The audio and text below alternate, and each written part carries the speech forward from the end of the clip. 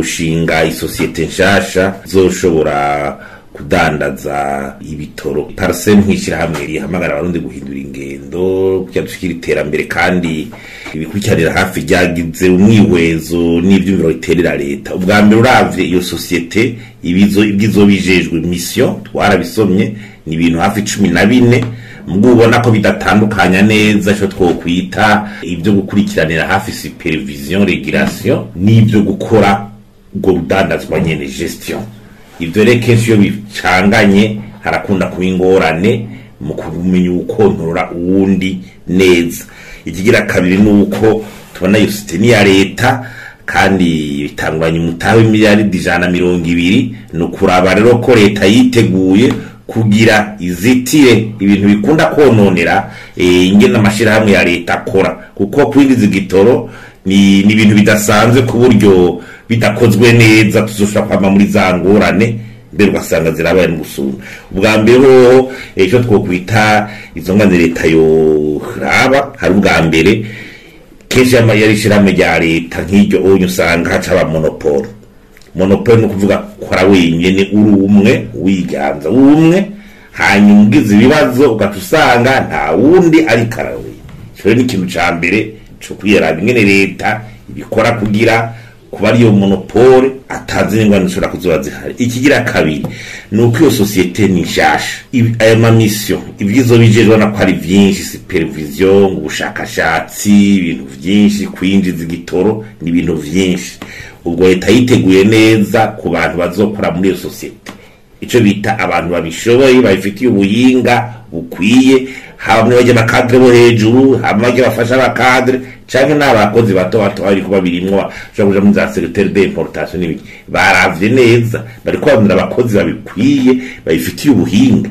Ubwo ntibacabona yuko ari bya bindi habonetse ibi umwanya wo gutanga ibiti hakurije politike umugambwe hari politike yonyene dushimira aba twimirije amatora tugira uku wadusanga ya societe n'ubundi abantu bashaka kuyizizira mugabo ubuhinga budakwiye. Ico ni kintu gikomeye. Hanyuma ikindi cyo bita logistique.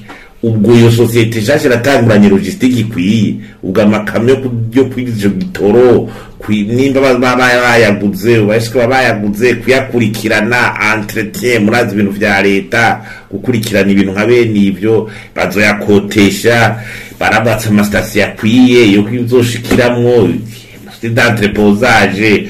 Ubwo kabisa logistique yose ifasha ibyo bintu ubwo iriteguye neza bariko barakotesha barose aba bayakotera ikintu ca logistique kugira ukora ibintu nka bene ivyo ari nka suteshasha ni ikintu gihambaye kuko abura n'uwo mutahe ubari munini.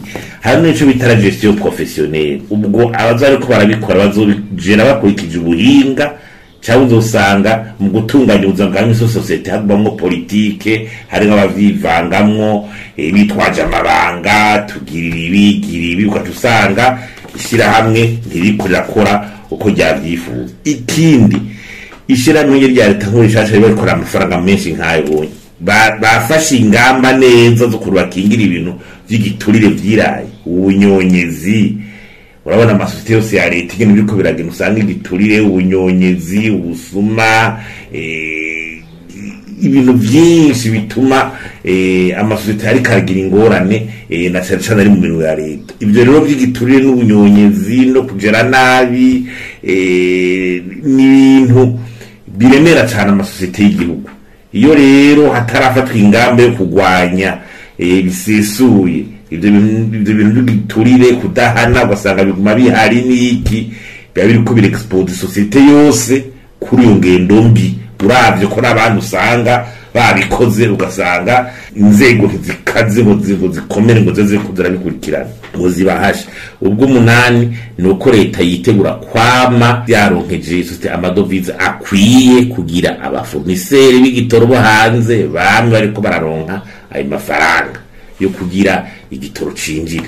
Turana kwashaka kugira ngo stock ya beza 3 diki bisaba reko wakiguze n'uburyo bwinshi amadovize akaboneka yaje cy'amadovize isubigwemo irabwe amadovize areke kuzarasanzara mu bintu bidakenewe amadovize rekaja kujyoneza aja mu ngendo aja mu biki bayahereza abantu usanga barayanyuruje ico ni ikintu kindi gihambaye uko mu bisanzwe societe nk'iyi ishinzwe yego vyari vyiza mugabo societe ari niyo yakiza kuba ikiza mu bintu vya regulation nuvuga gukurikirana kurama infrastructure kwa kwiye kuraba igene amategeko ajanye neza no kugira iyo societe ikore korohereza bashaka kwinjiza mugabo ikagerageza gustimira abatera bikorera utwabo bakaba ari baja mu byo byo kwinjiza igitoro babishoboye kandi bakabashigikira hanyuma leta nayo igaciraba ico bitaregirasiyo na supervision kugira ico gisata kigende neza kuko urabona no gufata umutawe miliyari 120 mu kigega ca leta